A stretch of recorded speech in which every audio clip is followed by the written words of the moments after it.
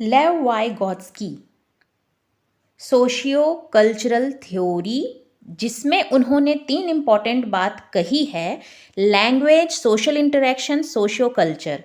दूसरी ZPD zone of proximal development, और तीसरी MKO more knowledgeable than other.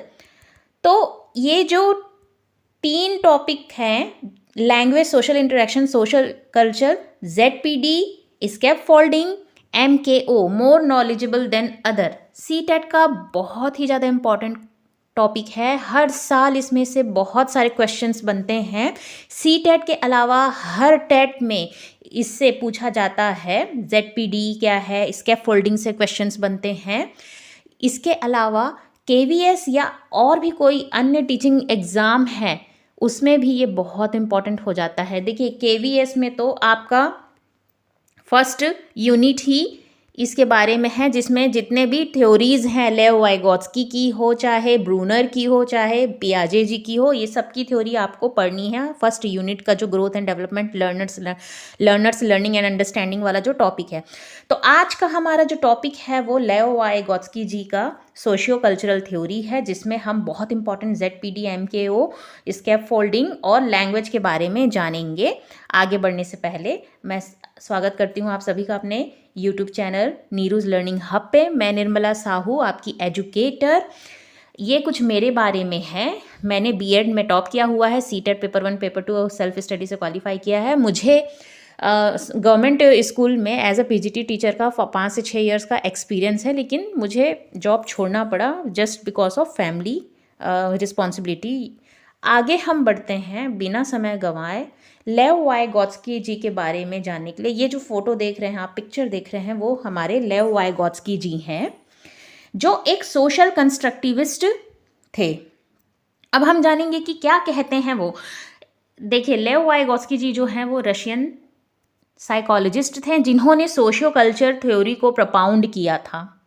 Socio cultural theory, सामाजिक सांस्कृतिक का सिद्धांत इन्होंने दिया हुआ है। किसने दिया हुआ है? लेव वाइगोत्स्की जी ने सोशियो कल्चरल थ्योरी को प्रपाउंड किया है, जिसमें वो कहते हैं ह्यूमन लर्निंग जो है सोशल प्रोसेस होता है। ह्यूमन जो लर्निंग होती है, जो ह्यूमन बीइंग सीखता है, बच्चा जब अपने वातावरण में आता है, सामाजिक वातावरण में आता है, तो बहुत अच्छे से सीखता है। उसके जो संज्ञान का जो विकास होता है, इंटेलिजेंस होता है, उसकी ओरिजिन होती है वो सोशल इंटरेक्शन से होती है। इन्होंने सोशल जो इंटरेक्शन है उसको बहुत ही ज़्यादा महत्व दिया है, इसलिए इन्हें सोशल कंस्ट्रक्टिविस्ट कहते हैं।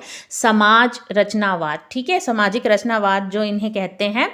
और जैसे कि हम पिछला जो पढ़े थे पियाजे जी के बारे में, वो रेडिकल कंस्ट्रक्टिविस्ट थे, सोशल नहीं थे।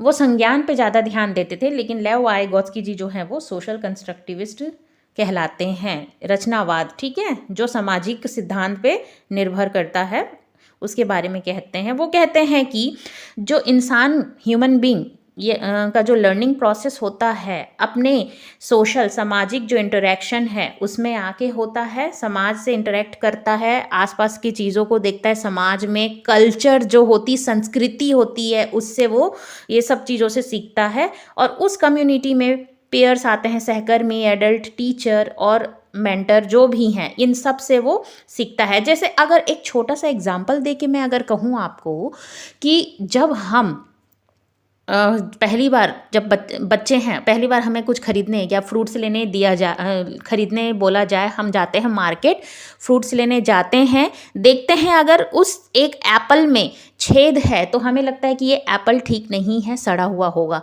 अच्छा, ये हमें किसी ने बोला नहीं, लेकिन हमें कैसे पता है? ये हमारे जो सामाजिक कल्चरल जो बिलीफ होती है, जो हम सीखते आते हैं, हमारे जो सांस्कृतिक जो बिलीफ होती है, सोशल इंटरेक्शन के थ्रू। मतलब सोशल इंटरेक्शन में कौन आ जाता है? हमारे पेरेंट, हमारी फैमिली, हमारे रिलेटिव, जिन्होंने हमें सिखाया है जो चीज़, या हमारे दादी दादा जो भी हैं, है ना, ये भी समाज का हिस्सा है। इनसे हम सुनते आते हैं, सीखते आते हैं, जो पीढ़ी दर पीढ़ी चली आती है, वो सब बिलीफ से हम अपने संज्ञान का निर्माण करते हैं, अपने जो कॉग्निटिव डेवलपमेंट है वो करते हैं। तो हमें ऐसा पता चलता है कि फ्रूट सड़ा हुआ है, छेद है उसमें तो सड़ा हुआ है, अच्छा नहीं है, नहीं लेना है। तो ये जो हमारा है सोशियो कल्चरल बैकग्राउंड के कारण हमारे संज्ञान मतलब कॉग्निशन का क्या होता है, डेवलपमेंट होता है। और इन्होंने प्राइवेट स्पीच जो है उस पर बहुत ज़्यादा बल दिया हुआ था। उन्होंने कहा कि जो प्राइवेट स्पीच होती है बहुत इंपॉर्टेंट रोल प्ले करती है बच्चे के संज्ञानात्मक विकास के लिए और लैंग्वेज लर्निंग के लिए। जो भाषा का जो अधिगम है बच्चा प्राइवेट स्पीच के थ्रू बहुत ज़्यादा और तेज़ी से सीखता है। और ये कहते हैं कि लैंग्वेज जो है एक बहुत ही महत्वपूर्ण टूल है कम्युनिकेशन का, संप्रेषण का बहुत ही महत्वपूर्ण टूल है, जो कि कल्चर और बिहेवियर जो होती है उसको समझने में हमें मदद करती है। बहुत सही बात है। अगर लैंग्वेज नहीं होती तो जो वेस्टर्न जो हैं मतलब कंट्री हैं, जैसे कि जो वेस्टर्नर्स हैं, उनकी लैंग्वेज बैरियर होती और हम उन्हें सीख नहीं पाते। अगर कोई जैसे कि अगर वाइगॉत्स्की जी की ही बात की जाए, वो एक रशियन साइकोलॉजिस्ट थे।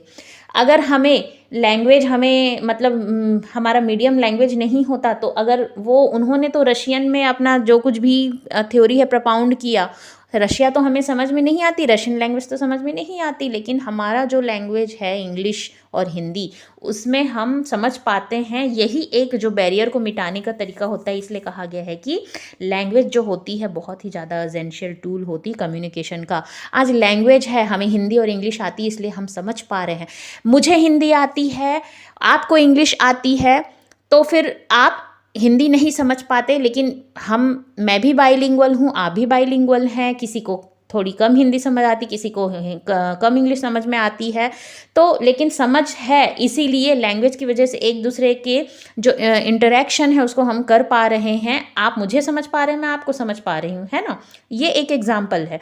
तो लैंग्वेज जो है बहुत एसेंशियल टूल होता है कम्युनिकेशन का। अगर फर्ज करिए कि अगर मैं सिर्फ इंग्लिश में पढ़ाती, बहुत बच्चे हैं जो हिंदी मीडियम वाले हैं जिनको इंग्लिश थोड़ी सी कम समझ में आती है, तो वो ये थ्योरी को नहीं समझ पाते। लेकिन क्योंकि यहाँ पर हमारा जो लैंग्वेज है यहाँ पे बहुत एसेंशियल टूल का काम कर रहा है हमारे कम्युनिकेशन को इजी और कॉम्प्रिहेंसिव बनाने के लिए, इसीलिए वाइगॉत्स्की जी कहते हैं लैंग्वेज जो है लैंग्वेज लर्निंग और जो कुछ भी हम लर्निंग करते हैं, हमारे संज्ञान जो कॉग्निशन जो डेवलपमेंट होता है उस पर बहुत इंपॉर्टेंट रोल प्ले करता है।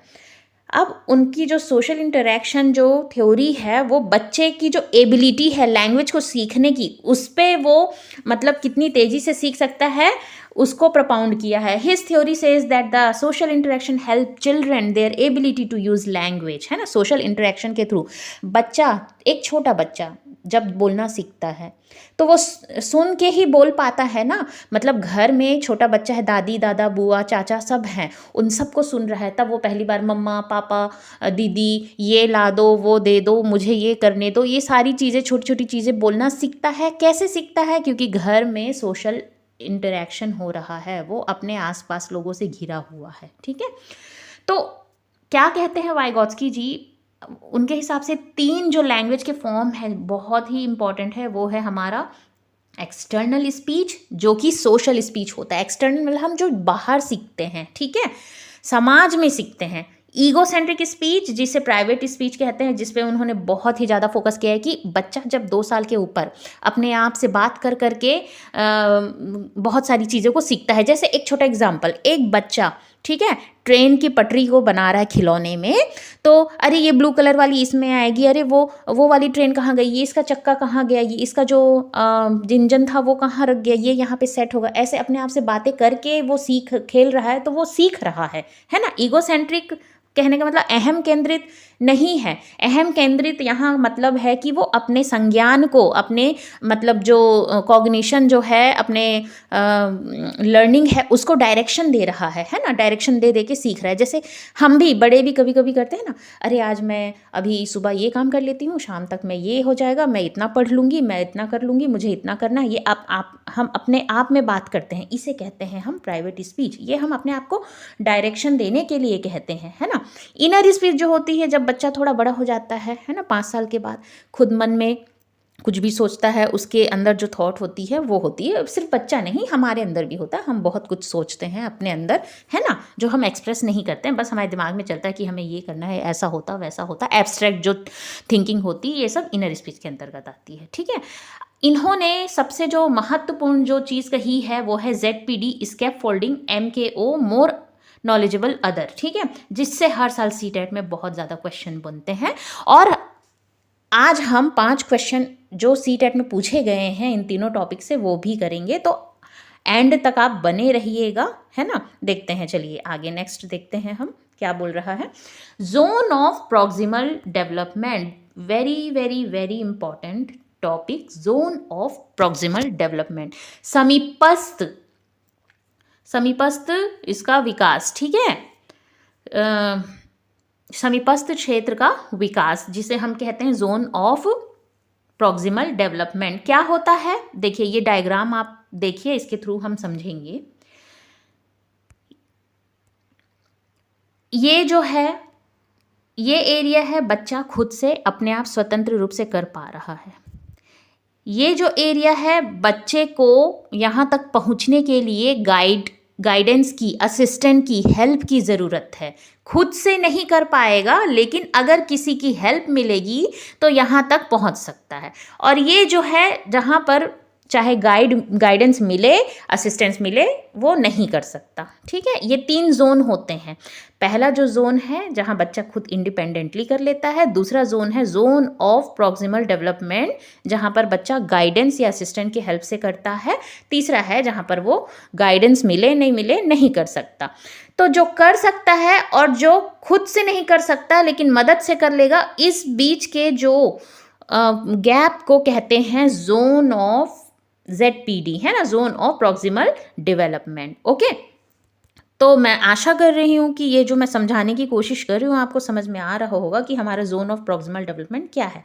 बहुत सीधी सी बात है, एक बच्चा खुद स्वतंत्रता से अपने फ्रीडम से कर सकता है, स्वतंत्र होकर कर सकता है। दूसरा, वो कर तो सकता है लेकिन उसमें उसको गाइडेंस की ज़रूरत है, हेल्प की ज़रूरत है, उसके हेल्प के बिना थोड़ा सा वो उसके लिए डिफ़िकल्ट है। ठीक है, तो ये जो जोन है ये है जोन ऑफ प्रॉक्सिमल डेवलपमेंट, और ये है जो वो नहीं कर सकता।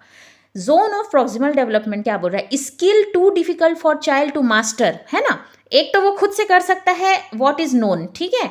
अब व्हाट इज नॉट नोन, ठीक है, जो नहीं जानता, उसके बीच कि वो अगर गाइडेंस मिले, उसके बीच का जो एरिया है जो गाइडेंस मिलने पर वो कर सकता है, और ये गाइडेंस कौन देता है, वो है MKO, more knowledgeable than other. अब ये मोर नॉलेजेबल अदर है, वो कोई भी हो सकता है, ये मैटर नहीं करता है कि वो बड़ा है उम्र में या छोटा है। ठीक है, बस नॉलेज उसकी जो है सामने वाले जो लर्नर है उससे ज़्यादा होनी चाहिए, चाहे वो उसकी उम्र कुछ भी हो, और उसको कहते हैं हम more knowledgeable other, anyone who has better understanding or higher ability level than the learner. जो लर्नर है उसके एबिलिटी से उसकी अंडरस्टैंडिंग एबिलिटी ज़्यादा हायर होगी, चाहे वो पेरेंट हो, चाहे टीचर हो, है ना, चाहे पीयर कोलैबोरेटिव ग्रुप हो लर्निंग के टाइम पे, मतलब सहकर्मी हो, मेंटोर हो, या ओल्डर सिबलिंग। ऐसा होता है ना, हम जब आपस में हम जब पढ़ाई करते हैं, कुछ चीज़ें मुझे ठीक समझ में आ रही है तो मैं अपना जो क्लासमेट है उसको समझा रही हूँ, या फिर कुछ चीज़ें उसे समझ में आ रही तो वो मुझे समझा रहा है, तो उसे हम कहते हैं पीयर कोलैबोरेशन। ठीक है, कोलैबोरेशन लर्निंग। मेंटर जो हमारे मेंटर होते हैं वो हमें गाइड करते हैं, हमसे ज़्यादा नॉलेज रखते हैं। ओल्डर सिबलिंग है ना, भाई बहन, बड़ा भाई है, ठीक है, एक छोटी बहन नया साइकिल चलाना सीख रही है, तो उसको वो पीछे से क्या कर रहा है, हेल्प कर रहा है, असिस्टेंस दे रहा है। ठीक है, तो ये भी हो सकता है ना। तो एज यहाँ पे मैटर नहीं करता है, जो लर्नर है उसके अंडरस्टैंडिंग से ज़्यादा अंडरस्टैंडिंग जो मोर नॉलेजेबल अदर है वो होगा और उसको सिखाएगा, उसे हम कहते हैं MKO। जैसे यहाँ आप एग्जाम्पल देख सकते हैं, है ना, मैंने इसलिए एग्जाम्पल के लिए इमेज डाला है।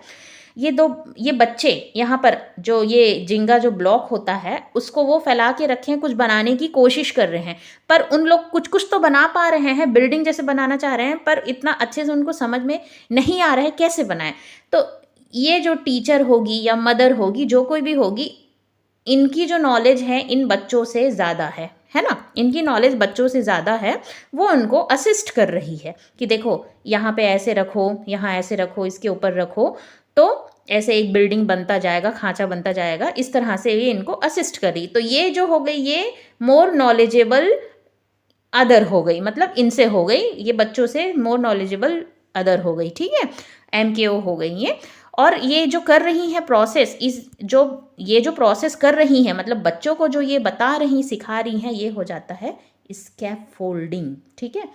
बच्चे खुद से तो कर पाते, लेकिन हेल्प, देखो ये खुद से कर रही है, लेकिन हेल्प मिलने पर बच्चा ये देखो कितना अच्छा कर लिया है ना। तो ये जो मदद जो ये दे रही हैं वो है स्कैफोल्डिंग, ठीक है। आइए देखते हैं स्कैफोल्डिंग क्या होता है। Scaffolding, Vygotsky outline scaffolding as a tool for growth. Scaffolding एक टूल है जो ग्रोथ जो होती है उसमें मदद करती है, एक टेम्पररी हेल्प है जो कि टीचर, फैमिली, फ्रेंड्स, पेयर किसी के द्वारा भी दी जाती है लर्नर को इंडिपेंडेंस अचीव करने के लिए। कहने का मतलब अभी वो खुद से नहीं कर पा रहा है, मतलब कि वो स्वतंत्र नहीं है, डिपेंडेंट है, लेकिन उसको इंडिपेंडेंट बनाने के लिए जो असिस्टेंट प्रोवाइड किया जाता है वो उसे हम स्कैफोल्डिंग कहते हैं। जैसे यहाँ पर हम देखेंगे बच्चा जो है साइकिल चला तो लेगा, लेकिन बार बार गिरेगा, अच्छे से सही से नहीं चला पाएगा, या उसका मतलब पैडल तक पैर नहीं पहुँच रहा है, तो क्या कर रहे हैं ये जो पीछे में फादर हैं उसके, वो पीछे पकड़े हुए हैं ताकि वो गिरे नहीं, क्योंकि बार बार गिरेगा तो वो चला ही नहीं पाएगा, तो वो अपने गोल को अचीव नहीं कर पाएगा, मतलब वो स्वतंत्रता से नहीं सीख पाएगा, इंडिपेंडेंटली वो सीख नहीं पाएगा। तो ये क्या कर रहे हैं, पीछे से साइकिल को पकड़ रहे हैं और धक्का तब तक देते जाएंगे जब तक वो पूरा पैडल उसका पैर में ना जाके पूरा वो सीख ना जाए। जब वो सीख जाएगा, हैंडल करना सीख जाएगा, तो ये जो टेम्परेरी हेल्प है वो हट जाएगी। ऐसे नहीं कि जीवन भर टेम्परेरी हेल्प जो है मिलती रहेगी। टेम्परेरी हेल्प इसीलिए, स्पेशली टेम्परेरी हेल्प इसलिए बोला गया है कि कुछ समय के लिए जो हेल्प दिया जाता है, शॉर्ट टाइम के लिए, जब तक बच्चा इंडिपेंडेंटली उसको सीख ना ले और अपने जो गोल को रीच ना करने तक वो।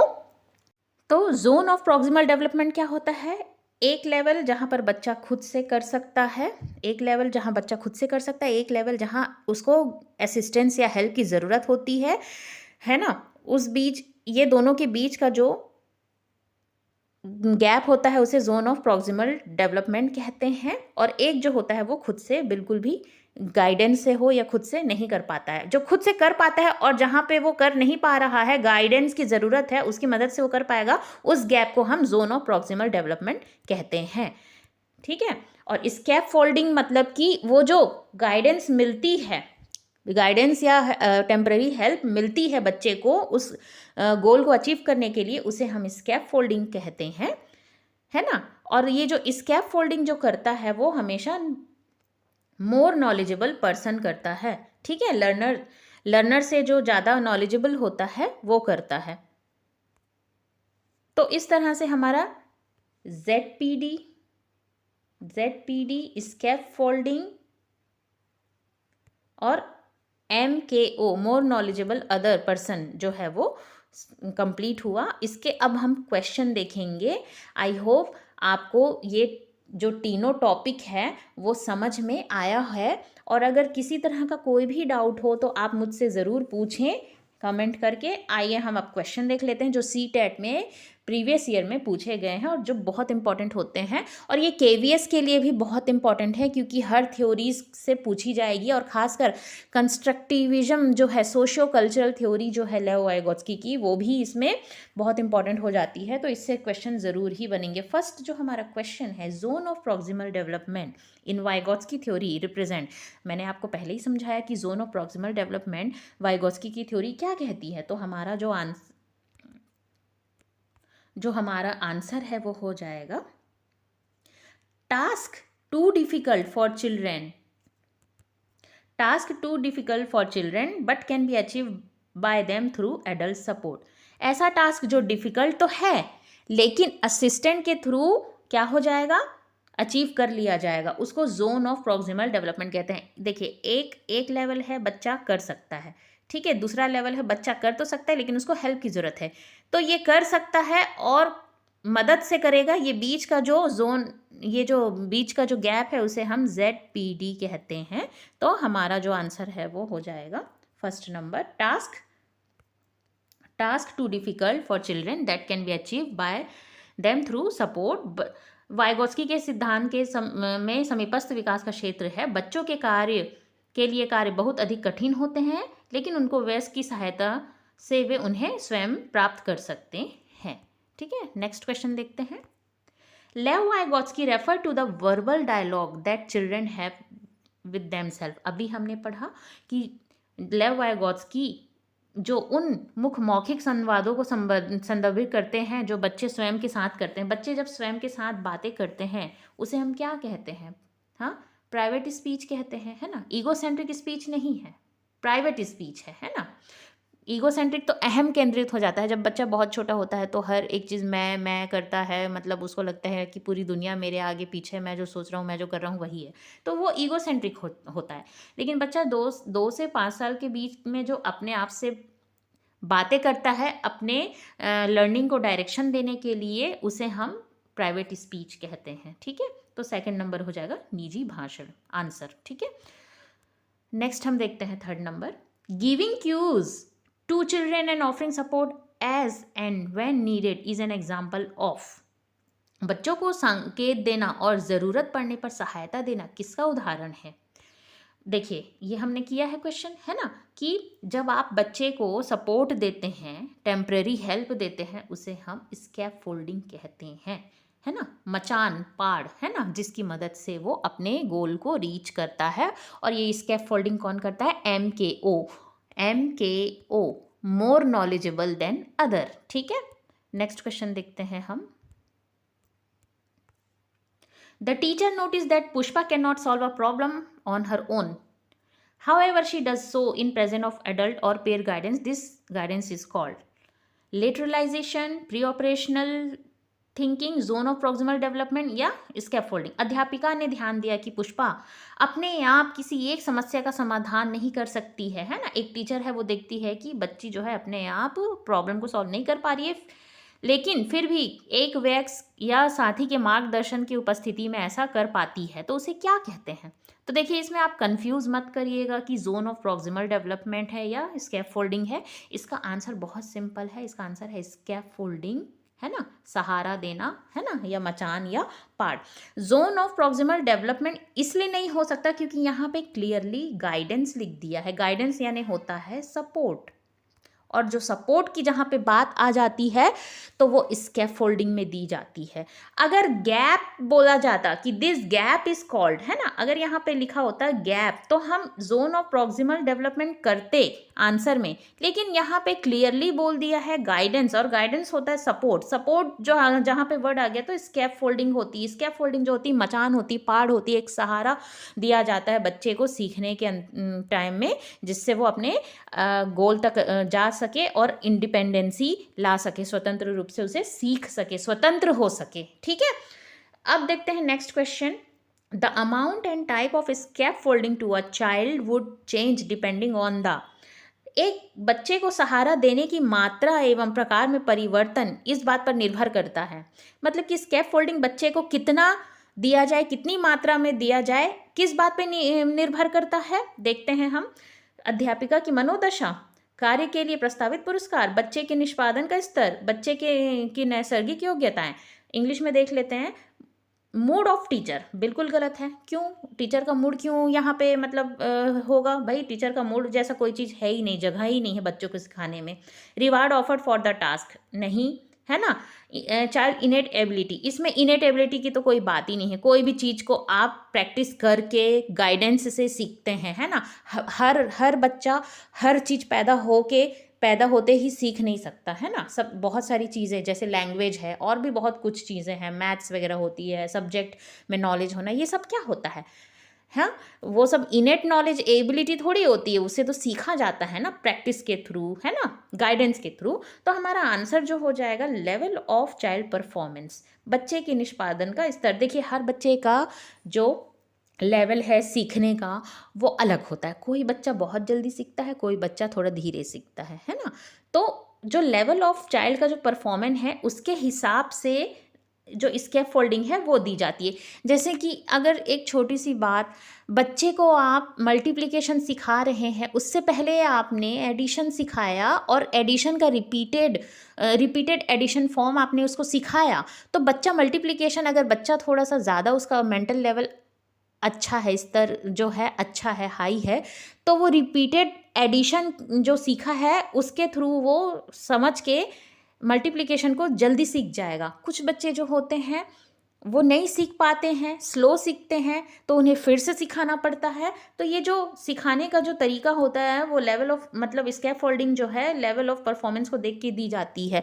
किसी बच्चे को आप ज़्यादा टाइम देंगे, किसी बच्चे को कम टाइम देंगे, देखेंगे कि उसका संज्ञान का स्तर कितना है, उसके हिसाब से वो करेंगे, है ना। तो हमारा आंसर हो जाएगा 3rd number, level of the child performance, बच्चे के निष्पादन का स्तर। इस तरह से हमारे 5 क्वेश्चन कंप्लीट हो गए हैं। जो मैं टॉपिक आज आपको समझाई हूँ, मैं आशा करती हूँ आपको समझ में आई होगी। और ये 5 क्वेश्चन सीटेट में पूछे गए हैं। केवीएस एग्ज़ाम के लिए भी पेडागोजी में ये बहुत बहुत बहुत इंपॉर्टेंट है। तो केवीएस जो स्टूडेंट हैं, एस्पायरेंट्स हैं, वो ज़रूर इसे तैयार करें। और हम नेक्स्ट और भी लेव वाइगोत्स्की का जो जोन ऑफ प्रॉक्सिमल डेवलपमेंट है, MKO है, और स्कैफोल्डिंग, इससे रिलेटेड क्वेश्चन और भी देखेंगे नेक्स्ट वीडियो में। तब तक के लिए धन्यवाद। अगर मेरी वीडियो अच्छी लगी हो तो please like, subscribe, share my channel. और तब तक के लिए पढ़ते रहिए, आगे बढ़ते रहिए। Thank you.